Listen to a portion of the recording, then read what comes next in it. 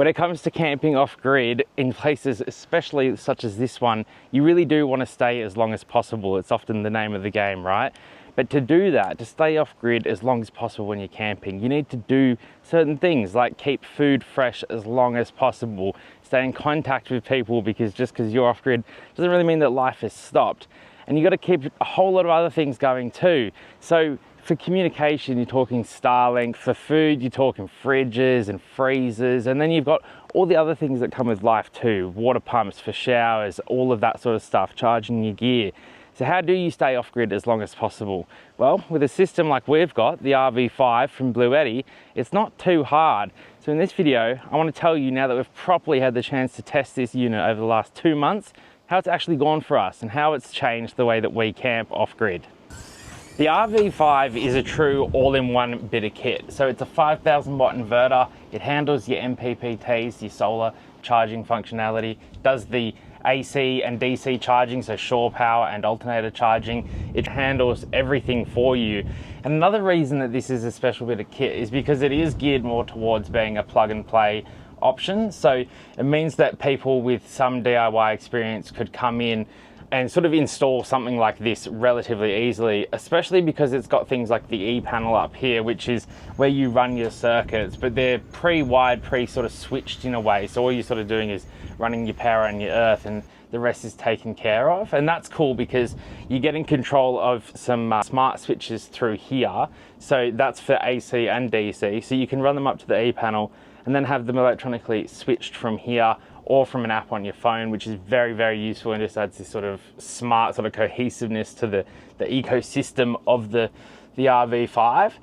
And you can, like I said, do that with AC circuits as well. So if you wanted to, you could have your coffee machine on a separately switched circuit that you could just control from your phone. And the cool thing is that you've got all the smart ones, but you've also got some, let's call them acoustic switches, just some normal ones as well. So you can run a whole bunch of circuits up into there. And that's probably one of the main questions we've had since running this system is, how do you actually install DC accessories? Because everyone's sort of imagining this to be just like one of the portable systems from Bluetti. And while it is portable, it's not that traditional box style. It's portable because it's bolted to a vehicle with an engine and some wheels. So this is specifically geared at the RV market, hence the RV in the title, so recreational vehicles, and it's perfect for those. It really has nailed them. The solar and charging capabilities of this system are so far unmatched for me. We've got 1,500 watts of solar on the roof, and that has just been phenomenal. That basically means that it doesn't really matter what we're doing, we're pulling in probably as much power as we're ever using. So this has been just phenomenal for that. Like I said, before we left, I was crunching the numbers, sort of thinking like, okay, like out of sunlight hours, how charged am I going to get these batteries, blah, blah, blah. And it's been, based off like worst case scenarios, it's been nothing like that. It's just been performing from the get-go. What is it now? That clock's wrong. It is now 12:19 and we're on 81%. So the batteries have been charging for the last couple of hours, obviously at a reduced bit because we're only just in full sun now, and we're pulling 828 watts at the moment. So it's not always going to be the best conditions, and that's what you want to build a system that allows for. You want a system that can get you charged up on the worst days, because they're kind of the ones that matters. And to be fair, the worst days often are the ones where you're power hungry the most, or those days where you've just had relentless sort of no good weather. It's always been cloudy. You need something that can catch up quickly. And because this has such strong alternator charging capabilities, it has such strong AC capabilities, this can even be plugged into a Tesla vehicle charger, which is technology I've been saying I wish we had for a while. And I'm just really glad that I didn't have to invent it, because this system will actually work, not like the one I would have invented.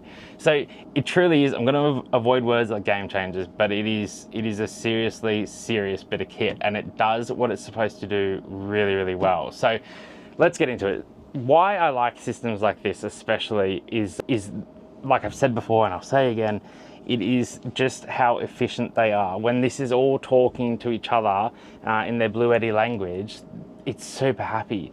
I turned the inverter on this once when it was first installed, and I haven't turned it off since. I can't tell you the last time I had an inverter that didn't use a noticeable amount of power. So I was constantly switching it on and off as I needed it. Whereas this one is just constantly on. Same with the DC power feeds. In fact, everything is kind of constantly on.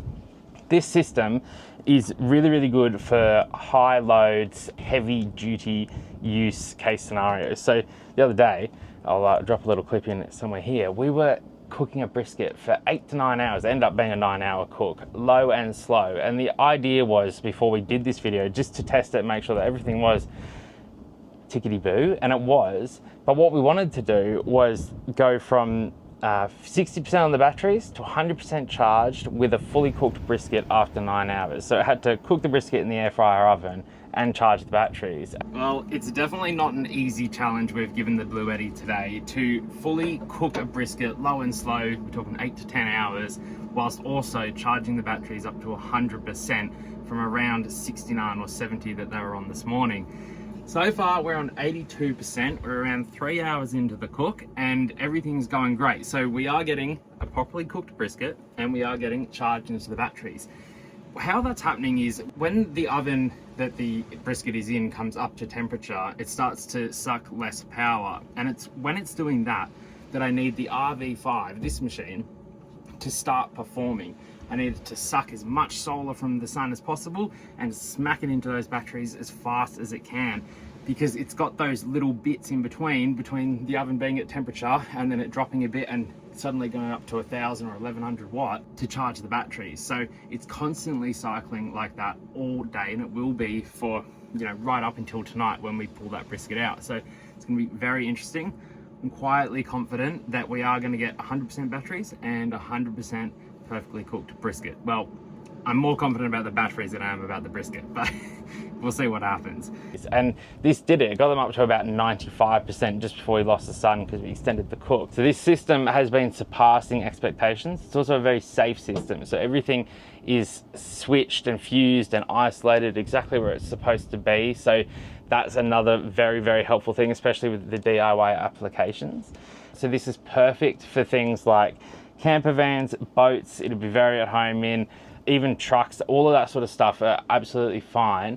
The one thing I would say is where you're potentially pushing it is if you're in sort of dual cab canopy, like dual cab ute canopy sort of spaces. You can see the approximate footprint of a system of this size, and so you can sort of, I guess, make of that what you will. Of course, the specs are listed on the website, so it's worth measuring and making sure that everything absolutely fits. And when you do that, make sure that you're allowing for things like the airflow provisions that a lot of these systems will show you that they need, and also for the wiring. You got to bring out wiring, you got to bend it around things, you got to manipulate it. So make sure you have room to actually get it in and out, get it installed, not just bang it on a wall. And it'll be all well and good putting this thing as low down as possible, but then you'd have no airflow and nowhere to run wires. So definitely it pays to think those things through. Now let's get into the next bit of it. This system actually runs on 48 volts, and I reckon that's what's the really cool thing about it. As soon as you start using bigger appliances, current starts to become a problem. So high current means that you've got a lot of heat, a lot of voltage drop, and cables working a lot harder than they should. So by running 48 volts, the RV5 system can move the same amount of power but using a lot less current, which means everything is running way cooler and way more efficiently than usual.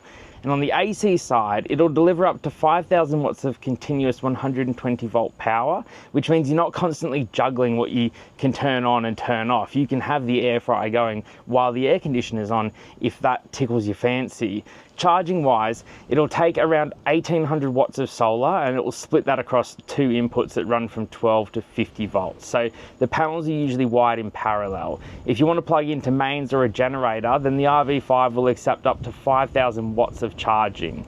And when you're driving, you can feed it around 600 watts from a 12 volt alternator or up to 1200 watts from a 24 volt system like the truck has.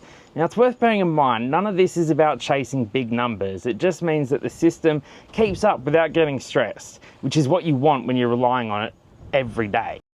Right, now that that's been explained, I'll meet you back at the canopy. So, how do you even use a system like this? And I don't mean what buttons do you push to make it work. I mean, what do we do to make this system work for us?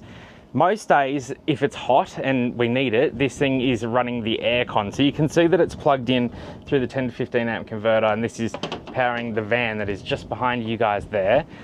So we just plug it straight in and run the aircon straight off the truck's inverter, just like it's plugged into shore power. That means that every appliance, every plug in the van comes alive, which is really, really great, because caravan is, you know, that off-grid you've got a certain amount of plugs that you can plug into that are wired for off-grid and some that are wired just for the grid. Well, doing it this way means that we get everything. We get the best of both worlds, and that's been fantastic.